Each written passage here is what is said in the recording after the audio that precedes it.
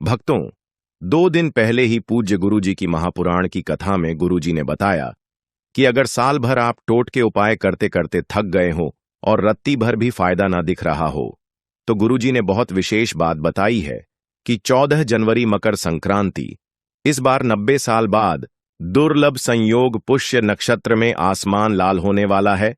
तो जो पौधे की जड़ हम आपको बता रहे हैं, अगर आप उसे हमारे बताए अनुसार सही समय और शुभ मुहूर्त देखकर धारण कर लेते हैं, तो यकीन मानिए आपके जीवन में धारण करने के कुछ दिनों बाद धन की वर्षा होने लगेगी। फिर आपके जीवन में आपको उन्नति करने से कोई नहीं रोक पाएगा। आपकी हर मनोकामना होगी, पूरी खुशियों से भर जाएगा। आपका घर आपका भाग्य होगा 7वें आसमान पर। इसलिए यह वीडियो आप अपने और अपने पूरे परिवार के फायदे के लिए अवश्य देखिएगा। भक्तों, हिंदू पंचांग के अनुसार इस साल मकर संक्रांति 14 जनवरी 2025 को माघ मास कृष्ण पक्ष प्रतिपदा तिथि पर मंगलवार के दिन है और इस दिन पुष्य नक्षत्र का संयोग भी बन रहा है, जिससे मकर संक्रांति का महत्व और भी बढ़ गया है। और अगर आप इस 14 जनवरी को पड़ रही मकर संक्रांति, जो कि साल का पहला महापर्व है, हमारे बताए हुए पौधे की जड़ को धारण कर लेंगे, तो इसी से आपका बेड़ा पार हो जाएगा। तीनों ब्रह्मा विष्णु महेश का आपको आशीर्वाद मिल जाएगा, क्योंकि इसकी जड़ों में जो है तीनों देव विष्णु ब्रह्मा महेश का वास माना गया है। कुल मिलाकर इसमें पूरी सृष्टि समाई हुई मानी जाती है। भक्तों देखो, बात ऐसी है कि हमारा काम तो है सलाह देने का। हम तो केवल सलाह ही दे सकते हैं, इसको मानना ना मानना आपकी मर्जी। लेकिन एक बात जरूर कहेंगे कि अगर मान लोगे तो हमें जिंदगी भर याद करोगे। भक्तों, ज्योतिष मान्यताओं के अनुसार मकर संक्रांति पर स्वयं भगवान विष्णु इस चमत्कारी पौधे पर विराजे रहेंगे, जिसकी चर्चा आगे हम इस वीडियो में करने जा रहे हैं। और अगर आप इसकी जड़ को हमारे बताए अनुसार बिना अपनी बुद्धि चलाए इसको धारण कर लेंगे, तो इसी से आपका बेड़ा पार हो जाएगा। तीनों देव ब्रह्मा विष्णु महेश का आशीर्वाद आपको मिल जाएगा। फिर आपको धनवान बनने से स्वयं विधाता भी नहीं रोक पाएंगे। भक्तों, इस वीडियो में आपको बताने वाले हैं अपामार्ग का पौधा। इस पौधे की जड़ में मां गंगा और इसकी पत्तियों में, जड़ों में, तनों में ब्रह्मा विष्णु महेश, इन तीनों देवों यानी कि पूरी सृष्टि का वास माना जाता है। आपके जीवन से जुड़ी चाहे कैसी भी समस्या हो, चाहे वह रुपयों पैसों की दिक्कत हो, घर परिवार से संबंधित हो, नौकरी व्यापार से संबंधित हो, फिर चाहे वह हो स्वास्थ्य से संबंधित, सारी की सारी समस्याएं देखते ही देखते समाप्त होते ही चली जाएंगी। भक्तों, आज आदमी रुपया पैसा कमा पाने के लिए क्या कुछ नहीं कर रहा, तो क्या फिर आपके पास 5 मिनट भी नहीं है यह वीडियो देखने के लिए? क्या पता यह आपकी अंतिम वीडियो हो। तो भक्तों, कैसे इसको धारण करना है, कहां से लाना है, कैसे इसको आसानी से प्राप्त करें, सही पौधे की पहचान कैसे करें। लेकिन सबसे पहले आप वीडियो को लाइक करके कमेंट में लिख दीजिए कि हे लक्ष्मी माता, आपका हमारे आंगन में स्वागत है। इससे स्वयं माता लक्ष्मी जी का आशीर्वाद आपको मिल जाएगा। भक्तों, यह पौधा इतना चमत्कारी है कि स्वयं भोलेनाथ ने इस पौधे की प्रशंसा की है। भक्तों, आपके आसपास अपामार्ग का पौधा, जिसे चिड़चिड़ा भी कहते हैं, जरूर देखा होगा। आपने बहुत फायदेमंद माना जाता है और ज्यादातर लोग इसे झाड़ फूस समझकर नजरअंदाज कर देते हैं। आप कमेंट करके बताइए कि आपके एरिया में इसे किस नाम से जाना जाता है और क्या क्या उपयोग आपकी तरफ इसका किया जाता है। लेकिन आज मैं इसकी प्राप्ति के लिए इसका उपाय बताऊंगा, क्योंकि इसकी जड़ में मां गंगा का और इसके पत्तियों तनों फलों में पाया जाता है ब्रह्मा विष्णु महेश का वास। भक्तों, विष्णु भगवान जहां प्रसन्न होते हैं वहां माता लक्ष्मी स्वतः आ जाती हैं, और माता लक्ष्मी आती है तो जीवन से सभी परेशानियां, रोग दुख का नाश हो जाता है। आपके जीवन में आपको उन्नति करने से कोई नहीं रोक पाएगा। आपकी हर मनोकामना होगी, पूरी खुशियों से भर जाएगा। आपका घर आपका भाग्य होगा 7वें आसमान पर। भक्तों, यह वीडियो बहुत खास है। अगर आप इस भंवर जाल से निकलना चाहते हैं, आप चाहते हैं कि आपके जीवन में सभी ग्रह आपका साथ देने लगे, तो आप इस वीडियो को अंत तक जरूर देखिए, क्योंकि हम आपको हर चीज बारीकी से बताएंगे। क्यों यह इतना कारगर पौधा है, वीडियो को अंत तक देखिएगा। और अगर आप हिंदू देवी देवता को पसंद करते हैं तो कमेंट में जरूर एक बार लिख दीजिए ओम नमः शिवाय। प्रिय भक्तों, चिड़चिटा के पौधे की बात करें तो इसे अपामार्ग भी कहा जाता है। इस पौधे के माध्यम से पेट की लटकती चर्बी, सड़े हुए दांत, गठिया, अस्थमा, बवासीर, मोटापा, गंजापन, किडनी, इन सभी जैसे 20 से अधिक रोगों का नाश हो जाता है। इसीलिए आप समझ सकते हैं कि यह वरदान के समान है। आपके एरिया में देखते होंगे बूढ़े बुजुर्ग जो हैं, वह बताते होंगे कि इसका इस्तेमाल कैसे किया जाता है। इस पौधे से दातुन किया जाता है, खास रिवाज है। पौधे के बारे में आपको बताएंगे, इसके तने के बारे में बताएंगे, पत्तियों के बारे में बताएंगे, बीज के बारे में बताएंगे, फूल और जड़ के बारे में बताएंगे। हर एक इसका जो पार्ट है वह बहुत ही महत्वपूर्ण है। इसीलिए इस पौधे के बारे में जानना बहुत जरूरी है। थोड़ा सा अगर आप इसे जानते होंगे तो पहचान लीजिए। वीडियो में जो दिख रहा है वह यही पौधा है। आमतौर पर आपके आसपास इसे देखा जाता होगा। इसे चिड़चिड़ा जाता है, कहीं कहीं पर आंधी झाड़ा भी कहा जाता है। अपामा की ऊंचाई जो होती है लगभग 60 से 120 सेंटीमीटर होती है। आमतौर पर यह लाल और सफेद 2 प्रकार के अपामार्ग होते हैं। दोनों ही प्रकार का फायदेमंद है, लेकिन श्वेत जो होता है, उजला जो अपामार्ग है, वह बहुत ज्यादा फायदेमंद होता है।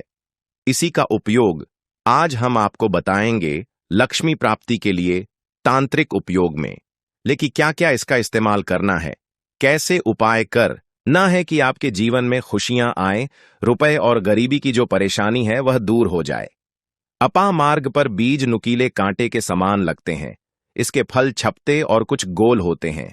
दोनों प्रकार के अपामार्ग के गुणों में समानता होती है। फिर भी सफेद अपामार्ग, जैसा कि हमने बताया, वह श्रेष्ठ होता है। यह बहुत ही फायदेमंद होता है। इस पर फूल लगते हैं, फल शीतकाल में लगते हैं और गर्मी में पक करके सूख जाते हैं। इनमें से चावल के दानों के बराबर ही बीज निकलते हैं। इसका पौधा वर्षा ऋतु में पैदा होकर के गर्मी में सूख जाता है। अब यह बहुत ही आसानी से आपको मिल जाएगा क्योंकि सर्दियां आ रही हैं। अपामार्ग तीखा, कड़वा तथा गर्म होता है।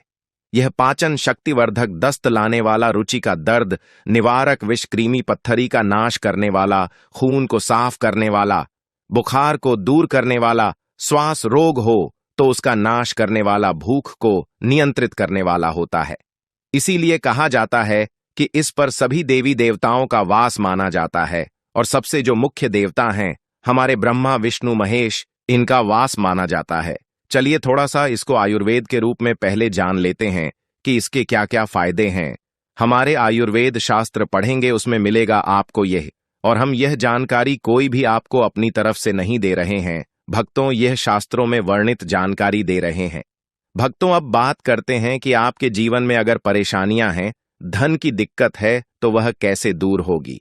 लेकिन सबसे पहले बीमारियों को दूर करने के बारे में जान लीजिए। और हम सत्य कहते हैं कि इसमें से कोई ना कोई उपयोग आपके आसपास के लोग भी जानते होंगे, आपके एरिया में भी किया जाता होगा। आपके जो बूढ़े बुजुर्ग होंगे वह जानते होंगे इस पौधे का उपयोग कैसे किया जाता है। और तो और हम आपको शुरू से ही बता रहे हैं कि इस पर सभी देवताओं का निवास होता है। अगर शनि की 7.5 से परेशान है तो भी वह दूर हो जाता है। भक्तों, आप जानते होंगे कि शनि की 7.5 जिस पर हो जाती है उसके जीवन में कभी सफलता नहीं आती है। उसको बहुत दिक्कतों का सामना करना पड़ता है, मुश्किलों का सामना करना पड़ता है। तो यह कर्ण की 7.5 को भी मिटा दे, क्योंकि इस पर ब्रह्मा, विष्णु, महेश का वास पाया जाता है। इसीलिए यह बहुत ही शक्तिशाली पौधा है। कहा जाता है कि समुद्र मंथन के बाद जब देव देवता और दानवों में युद्ध चल रहा था, उस समय पर जो अमृत की कुछ बूंदें धरती पर गिरी, वह बूंदें इसी पौधे पर गिरी। इसीलिए यह अमृत के समान फायदेमंद है। अब बात करते हैं हम आपके लिए कि इसका कौन सा वह तांत्रिक प्रयोग है जो मकर संक्रांति के दिन आपके जीवन को बदल करके रख देगा। तो क्या करना है, आपको अपामार्ग लाना है। सबसे पहले तो अपामार्ग को जड़ से पूरा उखाड़ लेना है। ध्यान रखिए, क्या करना है, अपामार्ग को जड़ से पूरा उखाड़ करना है। इसके बाद इसको सुखा देना है। जी हां दोस्तों, इसको सुखा देना है।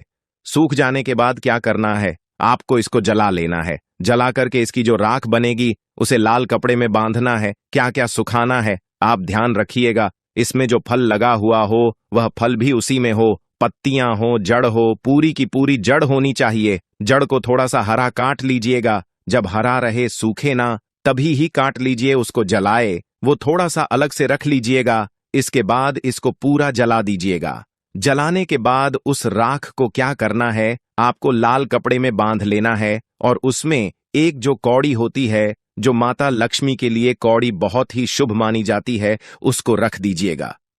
अब इस लाल कपड़े में आपको गांठ बांध देनी है और इसको ले जाकर के एक लोटे में भरना है।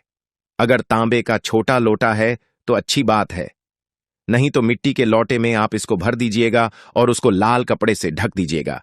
लाल कपड़े से ही बांधना, इस बात का विशेष रूप से ध्यान रखिएगा। देवी मां के सामने रखकर, कि माता लक्ष्मी के सामने रखकर, कि भगवान विष्णु के सामने रखकर, कि आपको ओम नमो भगवते वासुदेवाय नमः, ओम नमो भगवते वासुदेवाय नमः, इस मंत्र का 121 बार जाप करना है। ओम नमो भगवते वासुदेवाय नमः बोलिएगा। लक्ष्मी माता को प्रणाम कीजिएगा, मन से आत्मा से प्रणाम कीजिएगा। सभी देवी देवताओं को, जिस भी देवी देवता को आप प्रणाम करना चाहते हैं, उनको कीजिएगा। और कमेंट में उस देवी देवता का विशेष कृपा पाना चाहते हैं तो नाम लिख दीजिए। और उस देवी देवता को याद करने के बाद आपको क्या करना है, मन से आपको क्षमा मांगना है कि हे प्रभु, हे ईश्वर, मुझसे जीवन में जो भी गलतियां हुई हो, जो भी मुझसे भूल हुई हो, जाने अनजाने में उसको क्षमा करें और मेरे जीवन को बदल दें। मेरे जीवन से परेशानियों को दूर कर दें, मेरी आर्थिक समस्याओं को दूर कर दें। मेरे जीवन में जो भी कठिनाइयां हैं या जो आपकी इच्छा है, वह बोल दें माता लक्ष्मी से, वह बोल दे भगवान विष्णु से। आपके जीवन की परेशानियां दूर होने लगेंगी।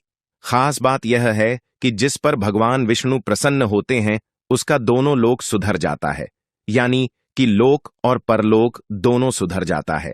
यहां तो आपको माता लक्ष्मी की कृपा मिलती है, इसलिए यहां का जीवन सुधरता है, लेकिन परलोक में बैकुंठ धाम मिलता है आपको भगवान विष्णु की कृपा होने की वजह से। तो इसीलिए बहुत ही पावरफुल यह उपाय है। इसका उपाय करके आप लाभ